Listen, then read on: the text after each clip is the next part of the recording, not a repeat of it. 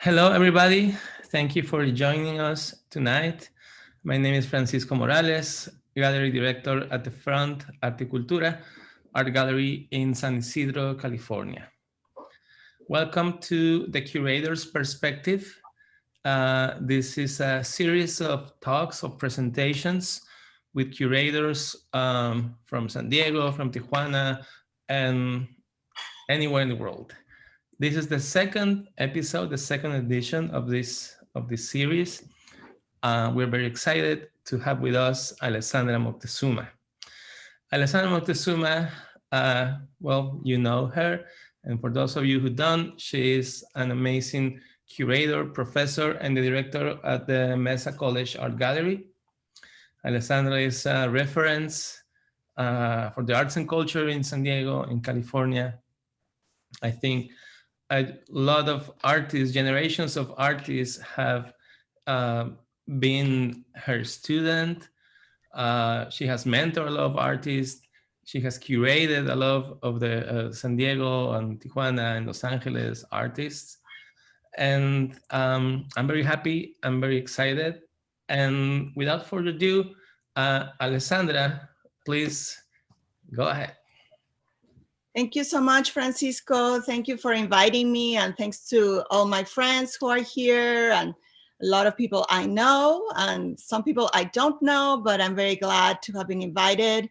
I think the Front is such a wonderful art space, and Francisco, you're doing a lot of really great work, curating exhibitions, inviting guest curators, and also creating programming for the community. So I'm very honored to be here today and very happy to be able to talk a little bit about curating and some of the projects. And more than anything, you know, I did want to just focus on a couple of projects. I'm sorry, my dog is barking. It's dinner time. It's the time that I guess everybody comes home. Should I get him out of here? I don't know, whatever you want. It's okay, it's not bothering us. Okay, so be quiet. So I'm just gonna probably focus on a couple of projects. The Judy Baca exhibition, that retrospective that I curated last year for the Museum of Latin American Art in Long Beach. And that's a recent project. And that one I think is interesting because it really was a very large endeavor.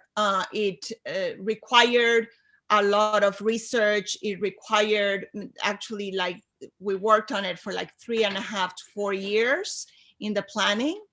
And then I'm going to talk about an exhibit that is from 2017, which was Undocumenta, which is an exhibit that I curated for the Getty's Pacific Standard Time for the Oceanside Museum of Art.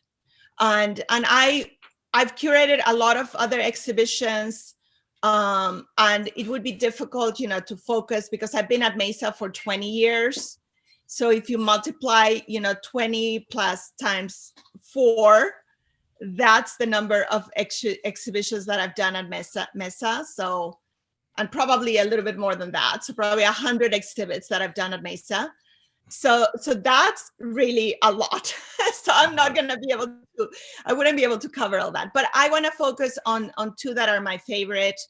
And also 2 exhibitions that I feel embody some of my interest as a curator and my passion as a curator. And the Chicano art, Latinx art, border art, feminist art, those I would say are kind of the primary interests in terms of my, you know, what I kind of seek out. I've curated exhibits on other topics, but that's kind of my primary interest and I guess what I feel most knowledgeable about and most connected to myself. And I also want to mention, I came to curating in a kind of roundabout way a little bit. I'm not really trained as an academic curator. So a lot of curators have PhDs in art history, with focus on different types of art. I have a master's in fine art. So I studied painting and printmaking at UCLA. But as many artists, I knew a huge roster and community of artists. And I was always thinking of connections with other artists and connections with organizations and connections with community. And that was really, really important to me. As an artist, I was never, I initially thought I was going to be an illustrator, but eventually I started working with arts organizations. And I realized that what I liked more than anything was to collaborate with others. And I wanted to find a place where I could collaborate with other artists, with other curators, with community. And I think that's what kind of inspired me to start going into that route. More academic curators, scholars, they usually work with museums, and I work and I curate sometimes as a guest curator for museums, but my heart really is in curating exhibitions for the art gallery at the college where I work. So if you want to share the PowerPoint, unfortunately I can mute my dog, but he's now chewing on something, so maybe it'll be fine. So I just put together some images so that, I can tell you a little bit about my work as a curator. And this is just giving you a little bit of an overview of the ecology of kind of the arts community, and with the curator's place in that ecology of kind of different art types of spaces where we can experience art, and maybe the different roles that curators have in those spaces. And I've been able to navigate some of those different spaces, which has been really helpful also in teaching about curating. And so art museums, obviously, scholars that work in art museums, they specialize in a particular topic. And they have behind them a lot of resources that are available to them. And a lot of them study not only living artists, but artists who are no longer with us, or types of art from different places. You have commercial galleries whose intent is really more to to sell art. And you might have curators who also work in those type of spaces with that mission. But you also have a lot of really interesting spaces which are nonprofit community art spaces, like the Front, which are also run by people who are curators who are maybe very interested in terms of those spaces, in engaging with your immediate community and activating those spaces through art. And then there's alternative art spaces. A lot of times they're started by collective of artists or by an artist. So many of those alternative art spaces are artist run. And they're probably the ones that are the smallest, in terms of sometimes resources that they have available, but not in terms, I wouldn't say they're small in terms of their reach, because they can also have a really wide reach. And then there's the university and the college galleries, which are almost every university, every college has an art space, and their purpose is to connect with the students, with some of the departments, some of the classes. And I think that it's a really lively type of space because it allows for really deep conversations about the art. And that's what I like about curating in a community art college gallery, that we set up the exhibitions, but we have a lot of visitors, classes from Chicano studies, Black studies, women's studies, the sciences, the English departments, the ESL students. And I really, really love that continuous engagement with that particular audience. So as a curator, I think you have to think who your audience is, who you're trying to connect with, who you're trying to reach. And those might be very different, right? In a museum, you might have a very different audience than you do in a commercial gallery space, than you do in a college. And then what is the purpose? What is your mission in that space? And also weigh in what are the opportunities and what are your challenges in those spaces. I kind of like, for example, in my art space, I mentioned that I've probably curated 100 art exhibitions.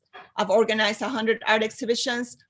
That our exhibits are short-lived. They're only up for like 3 weeks, 4 weeks. But that also allows a lot of different topics to be introduced. Like every year I can cover a lot of different materials, different types of media, different artists. If you're working in a museum, you know, you might have an exhibit that stays up for like 4 months. So that is a very different type of timeline for you. So I like the agility and the kind of quick thinking that is required if you're in a smaller space, in a community art space, in an alternative space, in a college gallery. I like that agility that is necessary, you know, to like change things out. It also gives you a lot of freedom to cover topics that are very relevant and in the moment, because you can imagine a museum has to plan their exhibits years in advance to find the funding, to find all that. So when you have spaces that are smaller and that are more intimate and that have more flexibility, it kind of allows you to jump in and create something that is responded to an event that is something that's happening right now. And so I really enjoyed that about those spaces. And of course, there's challenges, right? In a small space, you might not have the funding, right? You might not have the funding that you have in a larger museum. So as a curator, you also have to address that, and you have to work within those constraints that you have. But what I've discovered from being here in 20 years, you know, in 20 years, I've curated 80 exhibitions, and I've rarely repeated, you know, artists. I've always had new artists, and that shows you the richness of the artist community here. And you'd think San Diego, we think of LA, we think of, you know, New York, Chicago as the big art cities, but here in our city, and also I reach out a lot to Tijuana, you have so many artists. I have a list of another 80 artists that I would like to show, right? So let's see. You know, probably I won't be able to show all of them before I retire, but you know, I'm going to try. But I really celebrate. That's what I talked about, the radical joy of working with artists, that you really feel that you're a member of this community, that you have these connections, and that you have these very personal connections. So let's go to the next slide. So this just shows you the different galleries, because I also find that it's a really interesting network. And the college and the university galleries are teaching galleries. So they really serve as laboratories to also teach students about how to put together exhibitions. That's what we do in our college. You know, we have a training program, we have a museum studies program. And so you see in these pictures, students coming into the space, students learning those skills of laying out the exhibition, preparing, and also enjoying those conversations with the artist. Next slide. And just to give you a little bit of an example of like what our mission, when I talk about a purpose that a curator has, you know, you have to think about what's your mission, right? And so I talk about the fact that we don't only showcase student artists, we also show a lot of established and emerging artists. You're gonna see that different spaces, maybe a museum tends to show more established artists, sometimes more nationally or internationally recognized artists. College galleries, smaller spaces, are really invested in also giving opportunity to emerging artists and also giving the opportunity to students. And I really like that kind of nurturing of like mentoring, the next generation of the students who are learning. That's why a combination of my role as a curator and as a professor is really important to me. And then this is also, I talk about the gallery as this educational forum to present the work of artists. If you go into a commercial gallery space, a lot of times people go and they might have conversations about the art, but it's really geared more to selling the work. You know, you're going to go find something to bring home.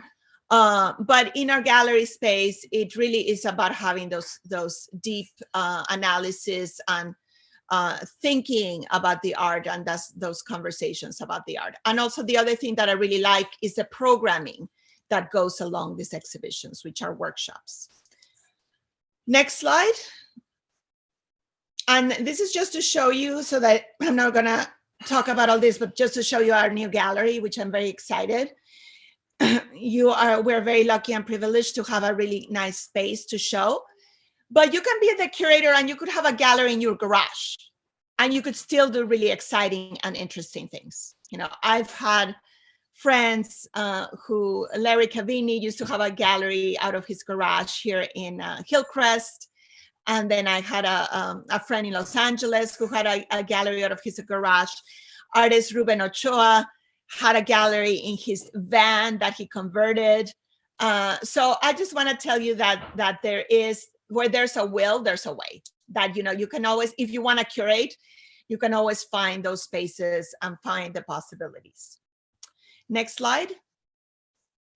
And this is the best part of, you know, of the art, seeing that space filled with people and seeing everybody looking at the art, looking at the work. And this was the alumni exhibition, which was the one that we had when we first opened the gallery. And all of the artworks that you see on the wall are from students who then went on and continued their career in the arts.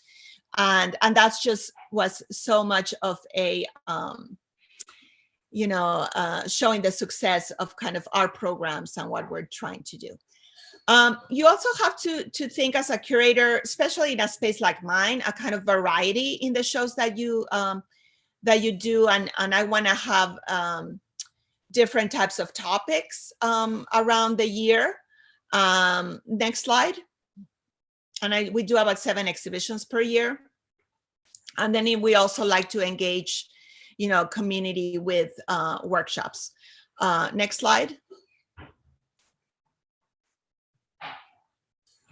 And then I also want to mention opportunity, and actually I see some of my students here in the room and some of my past students some of them are now working in museum spaces. So we have a really wonderful museum studies program, and we call it a museum studies program, but really our students get all the skills and the knowledge to be able to work in different types of art spaces. So not only museums, but, you know, again, community art spaces, smaller galleries, open up their own spaces. Next slide. Next slide. I'm not going to go through this ones. I just have them there in case anybody has questions later on. But this is just telling you a little bit of the things that we've learned through the exhibition. And next slide. And then the really tangible thing about our program and what I've learned as a curator, that training the students and having them have that engagement with artists. I bring a lot of artists to talk to the class. I bring a lot of museum professionals, is that I see my students working in all of these different organizations, and that's really satisfying. And that, you know, it's maybe an aside from being a curator, but it's definitely part of the work that I do. Next slide. And then this just shows you some of the topics that are important to me. You know, I am originally from Mexico City. I immigrated to LA when I was a teenager. I grew up surrounded by art. My father was friends with a lot of artists. So in Mexico City, I was exposed to a lot of art. He was also a filmmaker. So very much culture was something that was around me all the time.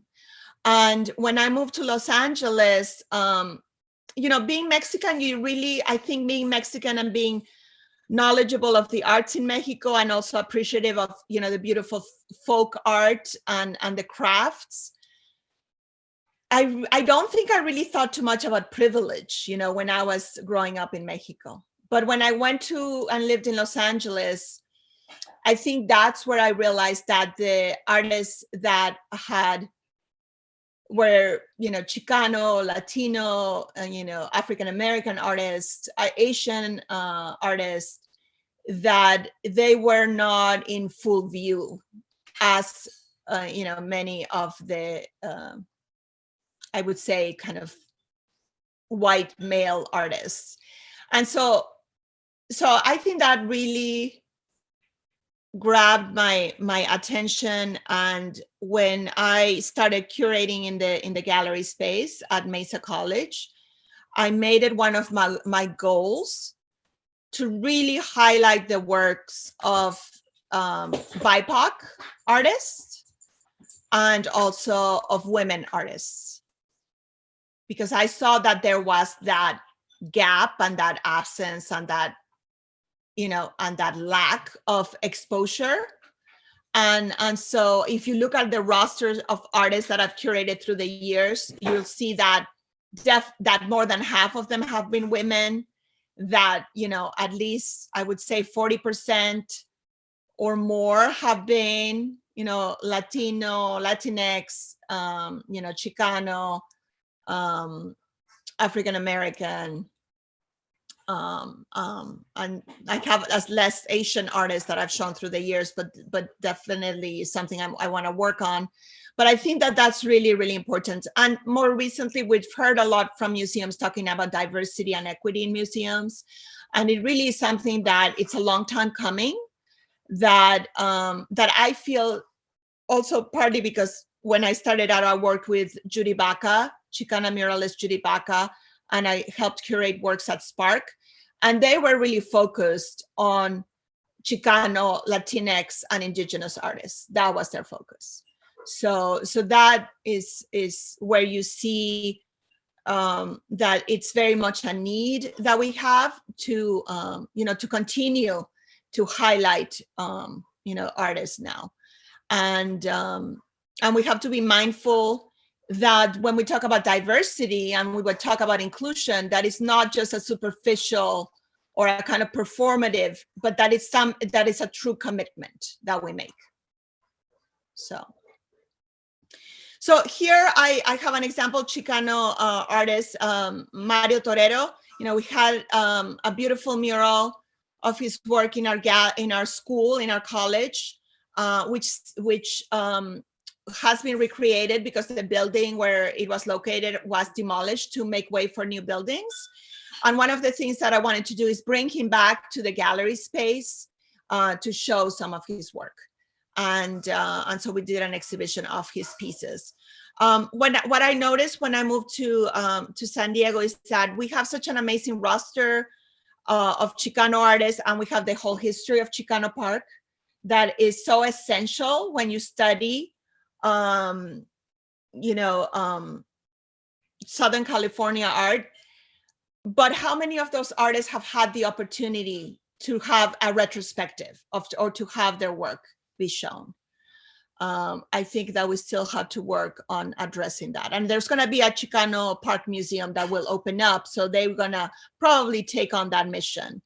But so as a curator, I think I'm also always thinking about these things. I don't think just of my art. I'm really interested in the kind of social fabric and the issues of related to history and to geography, and how that affects who gets presented, who gets shown, who gets remembered, who gets recorded, you know, in terms of the arts.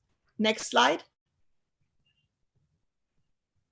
This was Decolonize the Museum, right? This is a conversation that we're having right now, the Museum of Man changing their name to the Museum of Us.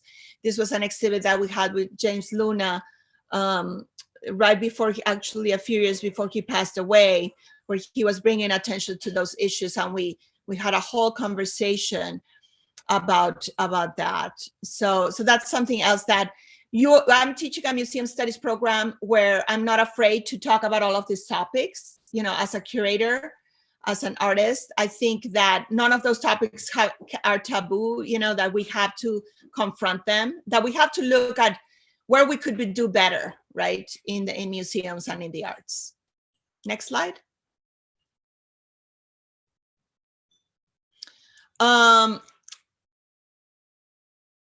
Collaborations with people, with the audience, are really, really important to me. I really love when an artist takes the time to come up with a project where they engage deeply with the students, with the community at large. And this was one of I think, a really lovely project. We talk a lot right now about mental health.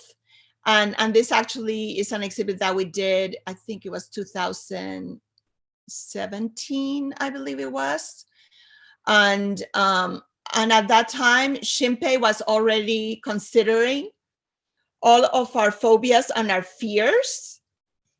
And he developed a whole exhibition around interviews with individuals, where he created really a safe space. So the art gallery became this cocoon, became this safe space for him to have conversations with people about what they were concerned, what they were worried about, and revealing some of our more secret concerns. And then extracting those and almost like exercising them by making them into these beautiful prints. He now has a new, an updated kind of version, newer version of this project at the Oceanside Museum of Art, which just opened, a few weeks ago, and so that you can go and check that out. That is really another thing about working with artists. I love when our gallery, our community college gallery, becomes a jumping off point for artists to do larger projects and in more maybe prestigious spaces.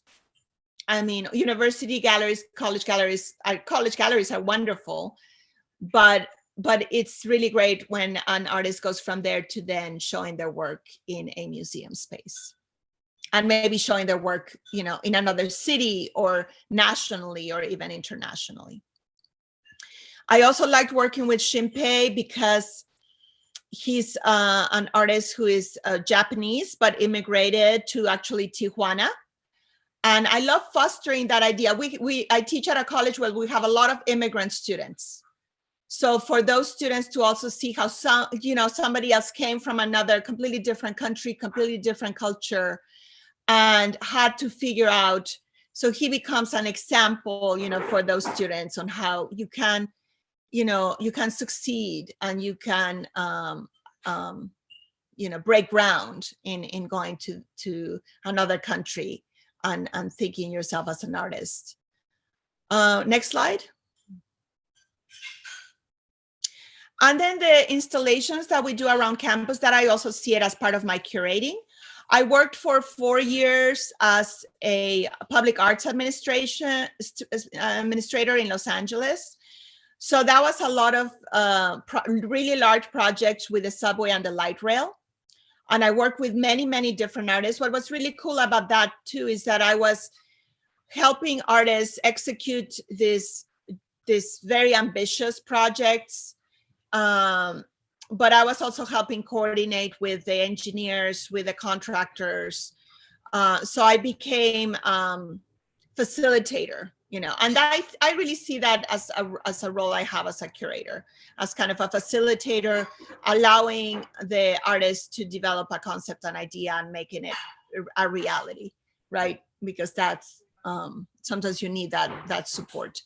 And I really like, from somebody who worked with a muralist, Chicana muralist, and somebody who worked in these large public art projects, I actually really also love temporary installations and the opportunities that you get to do something that is quickly put up and ephemeral. I think that's also quite beautiful. To allow for that. What was really nice, the students, you see them all here making pom-poms for Katie Ruiz yarn bombing of the art gallery facade.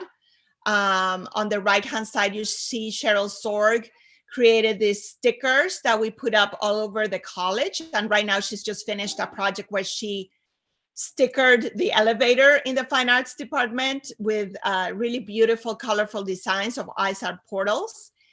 And so here again, I talk about resources. Maybe you don't have a lot of money to create a large scale, permanent mural, but maybe you have a couple of $1,000 and you could still, or maybe you have, I don't know, even less than that, and you can still do something that can be very effective and engaging and alters that architectural space and has that conversation with that architectural space. Okay, next.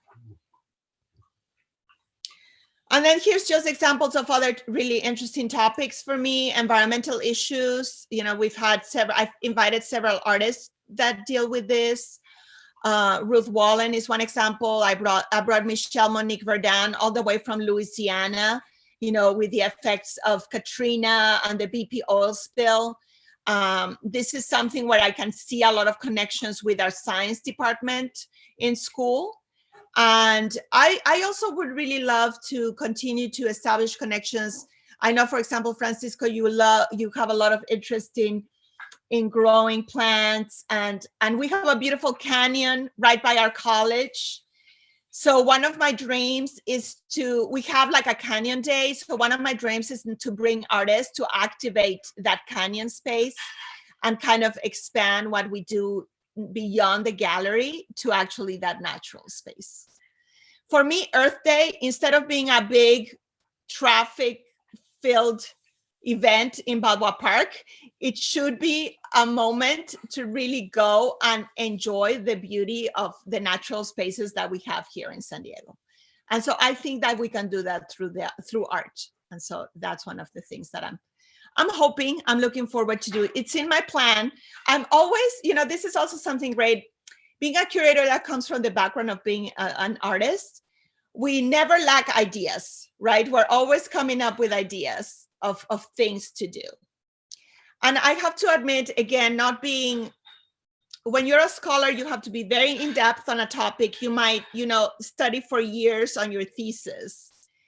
I must have more of I have a quick mind that gets very distracted by new ideas, constantly thinking of new ways that I can do things. So I'm more of like running everywhere rather than sitting down and focusing on one thing. Next slide. And then this is just feminism is really, really crucial topic for me. I right now with the challenge to Roe versus Wade, it seems like we think we have resolved the issues for women, and then we realize that we haven't. And so it gives you endless opportunities to continue to present, this and challenge, I guess, the patriarchal notions. And you can do it by, I brought artists, actually a curator, Nubia Cristol Guerra, curated an exhibit for the gallery called Domestic Disobedience, and she was one of my students, and that was a way of kind of nurturing other curators. And then on the right-hand side, you see a group of artists that take the idea of mending to do mending or making things, and also in teaching people how to make things and the value of craft as an important part of feminist art too. Next slide. And then this was another exhibit that I did. I also love to collaborate with other curators. So Dr. Denise Rogers, she teaches at our college and she's in charge of our World Arts collection. And for this exhibit, we work together to bring connections between contemporary art and works in the collection. So also looking for those relationships, the artifacts in the collection. And this is when we also talk about decolonizing, right? How can you bring attention to an object where you do not know exactly how it ended up in this collection? You question the provenance, but then you can bring an artist to respond to that and the problematics of that. And so that was also another really cool project. Next slide. So now I'm going to talk about these two exhibits that I really loved, and I'm going to go through some of the images of the artists. So Undocumenta was at the Oceanside Museum of Art in 2017. And this was proposed to the museum. So I think it was proposed right before, before Trump, won the election, right? And so by the time that this exhibit opened, it became a lot more controversial and a lot more political.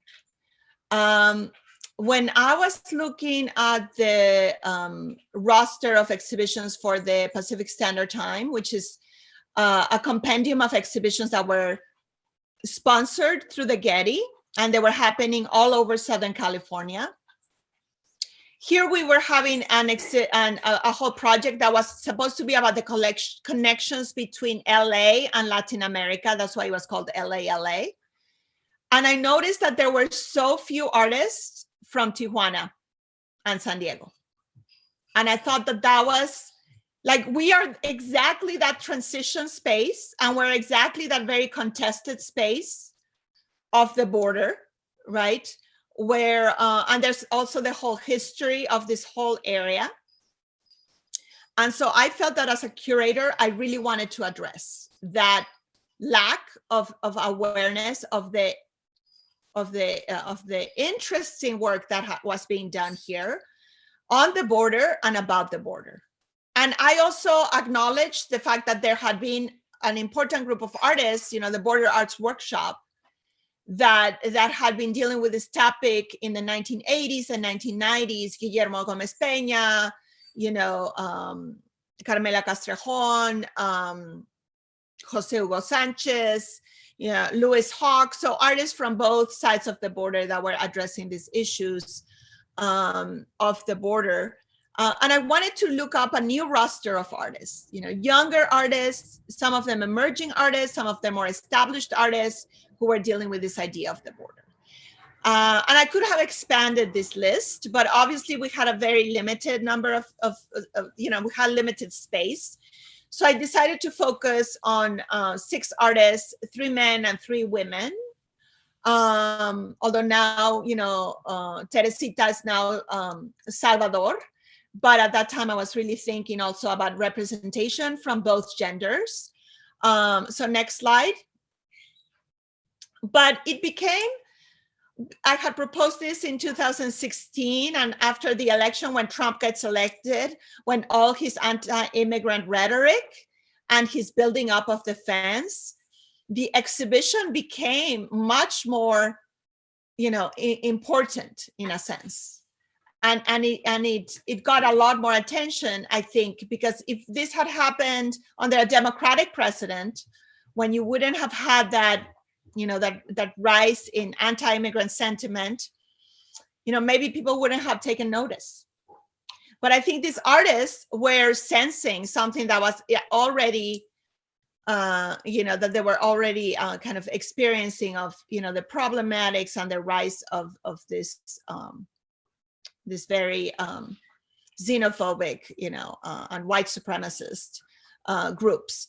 So the biggest project within this exhibit, and I was really excited to have the director of the museum, Maria Mengalone, help make this happen, was Marco Ramirez R actually covered the facade of the exhibition, which is like a beautiful kind of it was the museum was fairly new, and it was this beautiful facade, and we worked with the museum and convinced the city. It took a lot of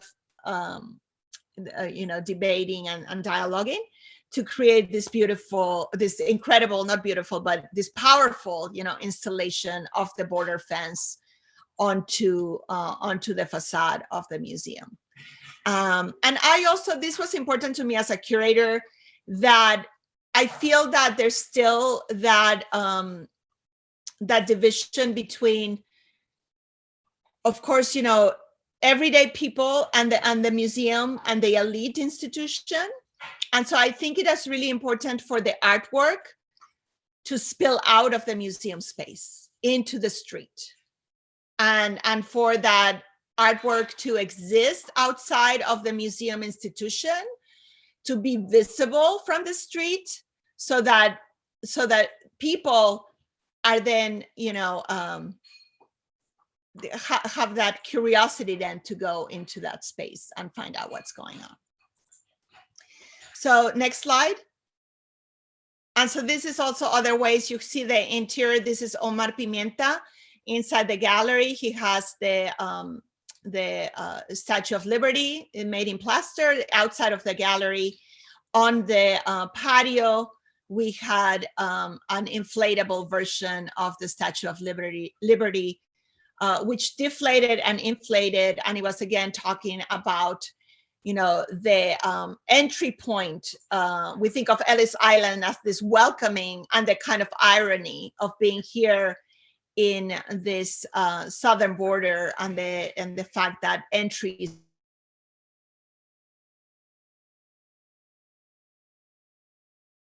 is actually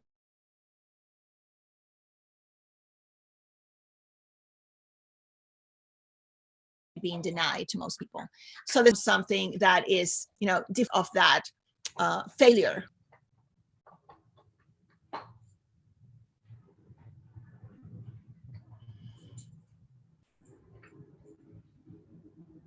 And then Teresita, this is another issue that I felt was really important to bring into the museum space. And it was the human cost of crossing the border. And so Teresita, or Salvador de la Torre, had done a whole series of photographs documenting themselves, wearing this shirt that they found in the desert when they went to help with water out in the desert. Next slide. And so I felt that that was really important to bring attention to this issue, because as Trump was building up his fence, and you also had, the Kumeyaay, tried to stop the building of the fence, and there were a lot of activities going on. But the fact that people were dying as this fence gets more imposing, and it gets much more difficult and challenging for people to cross. So this was Salvador de la Torre wearing this shirt that they found in the desert, wearing it, making the commitment to wear it for 365 days, whole year, and forcing themselves to wear it wherever they were going, whether they were, in the classroom, to a wedding. And so I thought that was a beautiful kind of commitment. Next slide. And then this was another work that also I included, which was Claudia Cano in the persona of Rosa Hernandez, thinking of also all the workers that are such an important part of our essential economy, and the fact that, again, they were being, discriminated against. Next slide. And she places herself in these kind of absurd situations as Rosa Hernandez. Next slide. Where she's even, place herself kind of cleaning along the border fence. Next slide. And then this was also an artist who, Dominic Paul Miller, who worked in Tijuana with a group of workers from a maquiladora. And they effectively worked with him in creating this piece. He hired them, he paid them. Obviously, he was thinking of labor and wages. So he paid them actually better wages than they would have earned in the maquiladora. And he had a lot of interesting discussions with them and with some of the unions. And I wanted to bring that into the museum space too. Next slide. And then the other piece that was included was Ana Teresa Fernandez erasing the border. That's what we all kind of were dreaming of. Instead of erecting like a bigger border fence, how could we actually, get rid of that border fence, get rid of that barrier?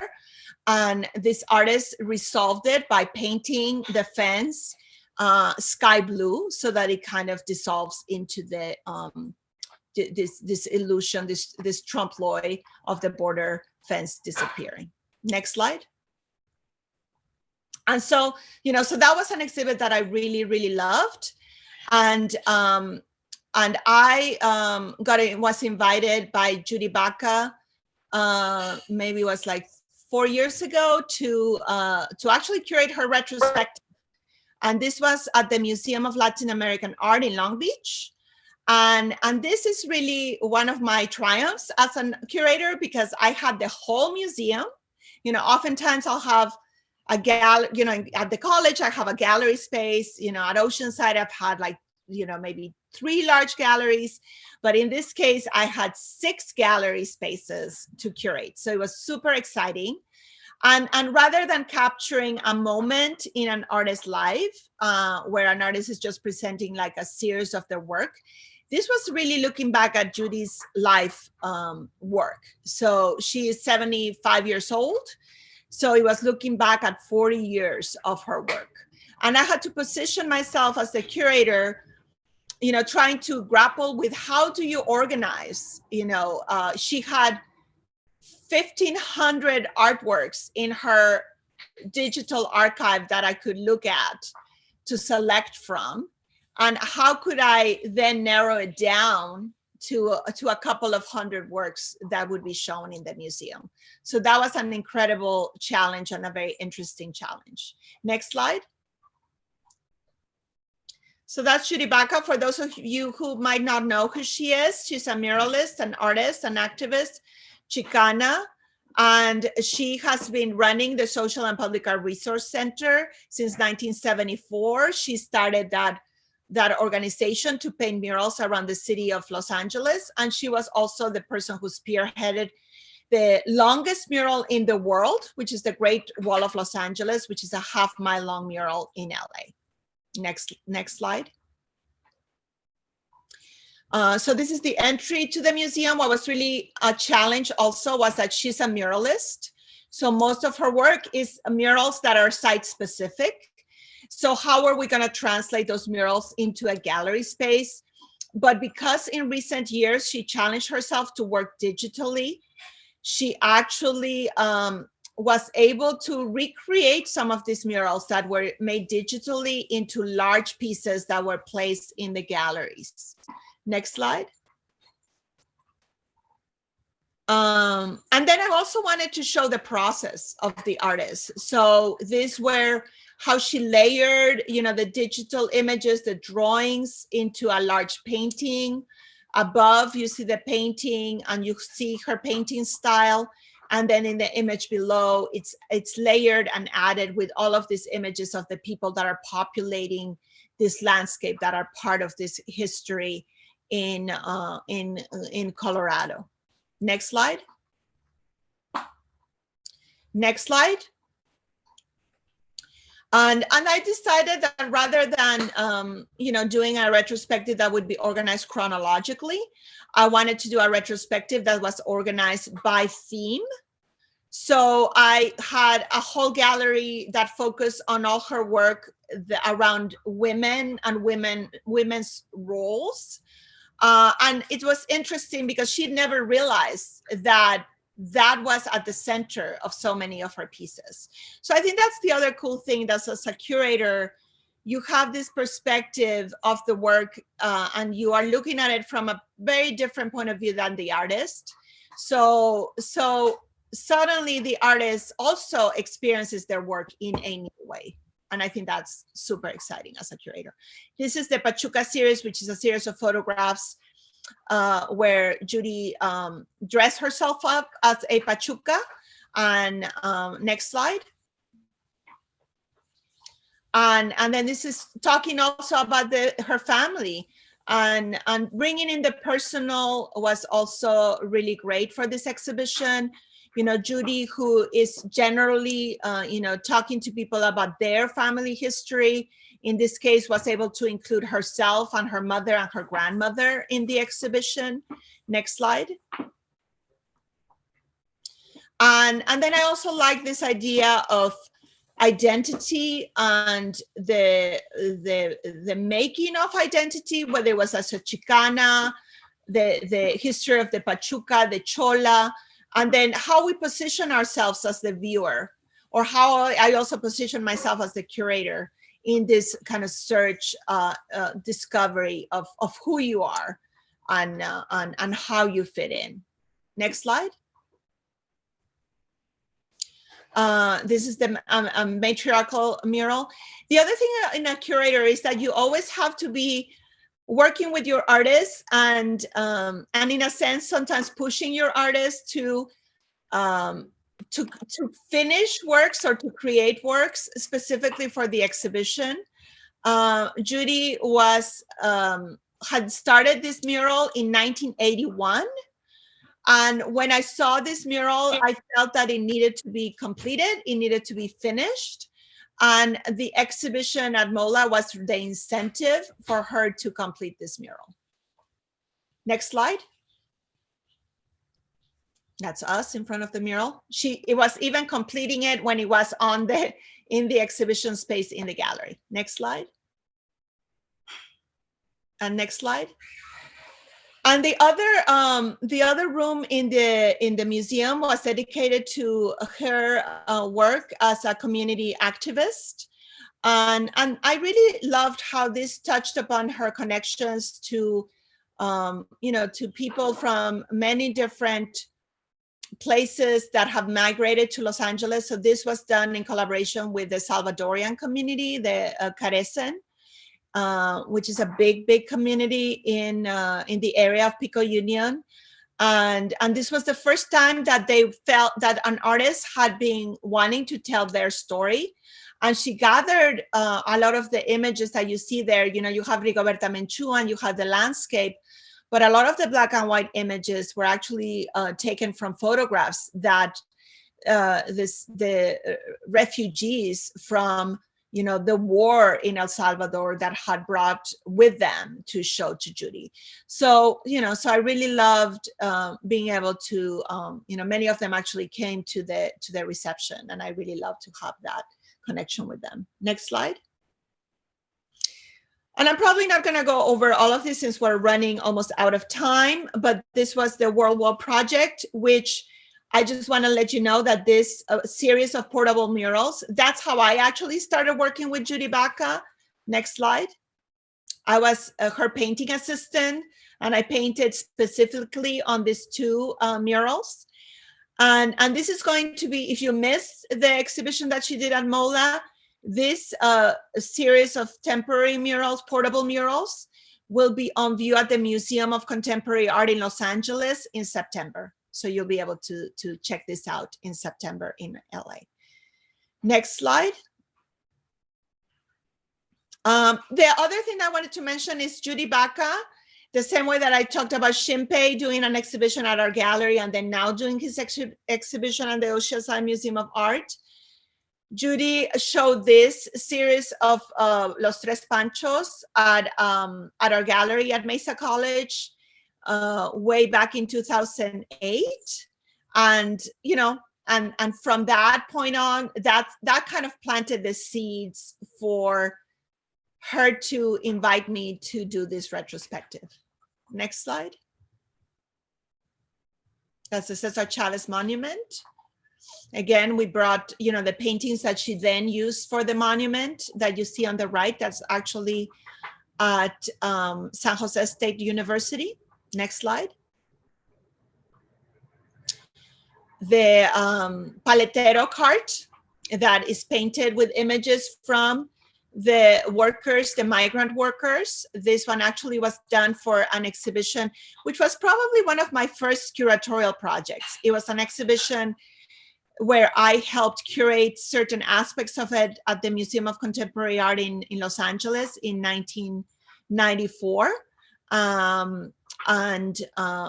We invited Judy and Amalia Mesa Baines and artist named Widow, who worked with Spraycan, to exhibit their work in the museum. Again, the first time that Chicano Latinx artists have been brought into the museum space. Next one. Danzas Indígenas was a controversial project that was, she was highlighting the indigenous, Los Angeles and the northern part of LA as as being indigenous. And there was basically a white supremacist group that protested that project. And when there was a counter protest organized by Judy and her supporters, and we presented that counter protest as part of this exhibition. Next slide. And then one of the fun parts of this exhibit, and again, when I talk about being creative and as a curator, thinking outside of the box, Judy painted this half-mile-long mural. It's in the San Fernando Valley. She's actually building a whole interpretive center around it that she just got $5 million from this. How are we going to bring that into the museum space? So you go to the next slide. So what I came up with is we had a commission, a whole immersive environment in one of the gallery spaces where you sat in the middle of the gallery, and before your eyes, you were suddenly kind of surrounded by a gradual panoramic view done with a video, very high resolution video of the whole length of the mural. And it basically enveloped you with music and information and actually showing you the process of how this mural was painted too. And I think that's the last image that I have, right on at 7:02.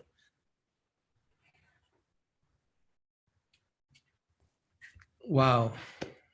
Thank you so much, Alessandra.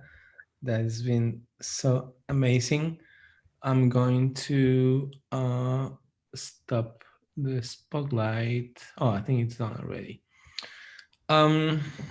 So let me look at the chat and see. I'm not sure if people have any questions. Maybe I covered, everything. And I also yes, we have time for a few questions. If anybody, questions, comments, congratulations. If anybody wants to say something, go ahead and unmute yourself. We can do that.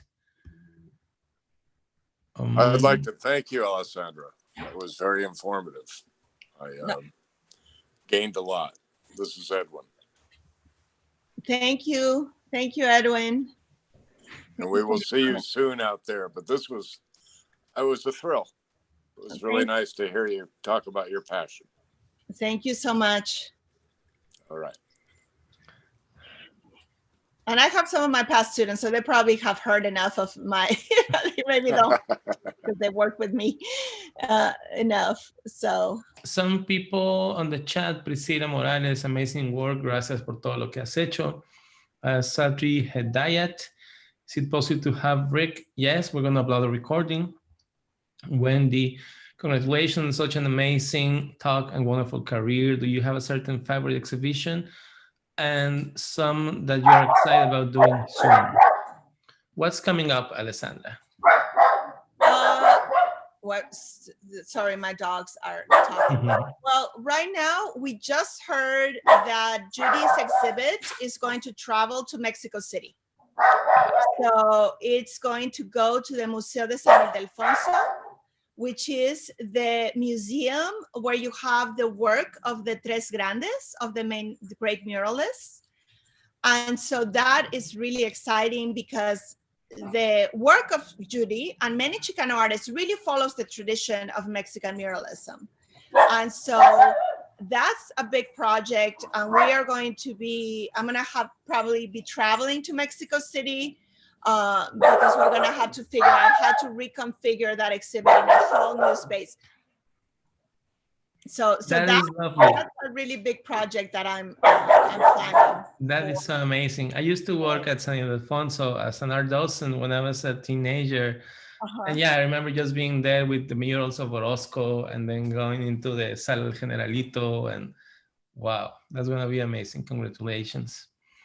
So some other people commenting, great presentation. Julio, thank you for sharing your amazing work. Xochitl, muchísimas gracias for everything you've shared. What would you say is more of a challenge? Working on a large exhibition or some smaller ones? working on a large exhibition is definitely more of a challenge because you have so many more details to cover. So what is really nice, you know, in my space, it's a smaller space, so I can very much more effectively, you know, I can do many exhibitions in 1 year because I don't have to go through, like with Judy's exhibit, going through 1,500 works and have to narrow it down. So I think for me, working in a smaller space is really enjoyable because I like that intimacy, and I like the idea that you can focus on a series of works that is very recent. I'm so sorry. My dog decided to shut up. So yeah, so I think a smaller space, and I really never find a limitation so much to have a small budget because, you know, artists is just so, people do it, they're passionate about it, and even if you have a small budget, I think you can still put together an excellent exhibit. And an example of that is also, you know, what you would see at the front. Sometimes you see, yes, an exhibit in a large museum, things are being brought from all over the world, but you might see an exhibit in a small space that talks to you in a very personal way. And I think that that's very satisfying to me. That's very, I don't think there's lesser spaces. There's only maybe smaller spaces in footprint, but they are not less than the bigger spaces. Yes, that's a wonderful way of saying it. And in the end, it's a conversation, right, between the artist, and the audience. I have to say that it was such a pleasure to see a little bit of what you did for Judy Baca. For those of us who haven't been able to be there, you know, I saw some images, but with this presentation, we were able to, you know, get deeper into the exhibition and into her work and into your curatorial work. And I think it's important to highlight all the research that goes behind curating. For those who are new to curating, who are emerging as curators, you know, it's amazing to see how you can do both. You can be, you know, playing like by ear, or like going with the flow with some exhibitions, and with others like just digging and really researching for months even. And I think, you know, that what's interesting too when you do that is that you have a really that relationship that you build with the artist. I think also what I've learned in working with artists is that when a curator takes the time, you know, to present their work, it also gives the artist that validation, you know, and that the curators saying, we need to record all these details, you know, you need to record when you made this, how you made the, you know, what was behind the ideas, all that history behind the art is really, really important. So I think that that's, you know, that's something that I really enjoy as a curator. And that's what historians will have in the future, right? Because if you can do your own work in your studio, but it's until a curator sets it up in a space and documents it and writes about it, that's when you can then have that basically that archive of that, you know, of the information about that. And my favorite things to do as a curator, also I didn't mention, is doing the studio visits.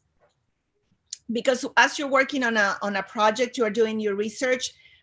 For me, some of the research might be, you know, reading article. If you're doing a scholarly exhibit, it might be going to archives, reading. But if you're a contemporary art curator, a lot of it is really sitting down with your artist and talking to that artist and learning directly from them. So sometimes I recorded several interviews with Judy. I recall it because it became also the oral history. And so, yeah, so studio visits are a lot of fun. And then artists always feed you really well when you do a studio visit too. The years that artists are usually great cooks. I think some of you artists out there can attest to that you are great cooks. So I've enjoyed that. But yeah, that rapport with the artist is really wonderful. Yeah, I think the dream of every artist is to have a curator who is interested in your work and wants to ask questions. How do you do it? Why? What were you thinking? And go through your sketches. And, but also as a curator, you have a dream of finding that artist that is really catching you and getting all your attention and your dreams. So that's lovely. Anyone else? Any more questions, comments? Anyone else want to share anything? I did have one. You made a mention of, what historians will be able to look back on when articles are written and so on. Could you speak a little more on that in terms of the work that you do and kind of like historical archiving or recording of it? Yeah, so I think one of the things that you have to be very mindful as a curator is to document your exhibitions. And because that's what, the thing with an exhibit is like you put it up, you work so hard in putting it out there and you put it together, but then it's not going to last forever, right? You're going to have to take it down, get onto the next exhibit. So how are you going to record that and how are you going to preserve that is really, really important. So catalogs are one way. So we've developed, actually, we're working on still getting some of the funding, but we're doing a catalog for Judy's exhibition, which has essays, not just by myself, but also by other scholars. I have the interview with Judy that is going to be incorporated into the catalog. We photographed the exhibition, and also with Undocumenta, we photographed it extensively. We also, I have also a whole model that we did, a virtual model of the exhibit. So that exists digitally on SketchUp. So I could pull up that model and show somebody, and basically, they would be able to see everything that was planned for the exhibition. So never forget, as a curator, don't forget, and as an artist too, you should be really good at documenting, because also as an artist, if you don't document your work, then in the future, years from now, a curator is not going to be able to have that information available to them. So I think it's a role that the curator really takes that very seriously, kind of documenting that work for the future. It's terrible when, let's say you put up an exhibit and you take it down and you realize you didn't take a photograph, you have nothing. And so that is really key, and good documentation of your exhibitions are really, really important. Hire always a good photographer to document your exhibitions. So that's really key. I would say that, Xochitl.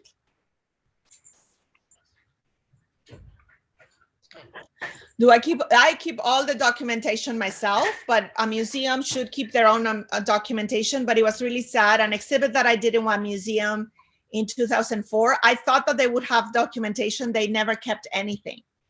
And I never thought of it because I assumed that the museum would. So now, since then, I never trust just for the museum to do it. I always do it myself. And I always keep all of those images myself. And that requires, a lot of being organized. You're going to have to organize your folders with the years, with the exhibits, with the images, so that you have them accessible too, if you, for example, want to do a PowerPoint. So for Judy Baca's show, I have like several hundred images, and I have several hours of interviews with Judy too. Yes, very important to keep the photos, the hard drives, the newspapers, everything. Yeah, the articles that come out about your exhibitions also. Keep the hard copies also, because it's nice to have a hard copy as opposed to just the digital. Always try to go find the hard copy. Now, everything is online, but I always try to do that too. And I create binders. I have a whole binder of Undocumenta with all of the articles that came out, images. We did a catalog for that show too. And even if you don't have the money to do a catalog that's like a printed catalog, you could still do a website. At Mesa right now, we're doing websites of most of our exhibitions because that's another way of recording things. Yes, even a PDF, just a digital document that you could have. Mm-hmm. Yeah, because that's your life, right? That's what's left of what your investment, of your time, of your effort. That's what's left, those documents. Yes, very important. So I want to thank everyone for being here. I want to thank Alessandra for the amazing work that you do in San Diego and in California and in Baja California in general.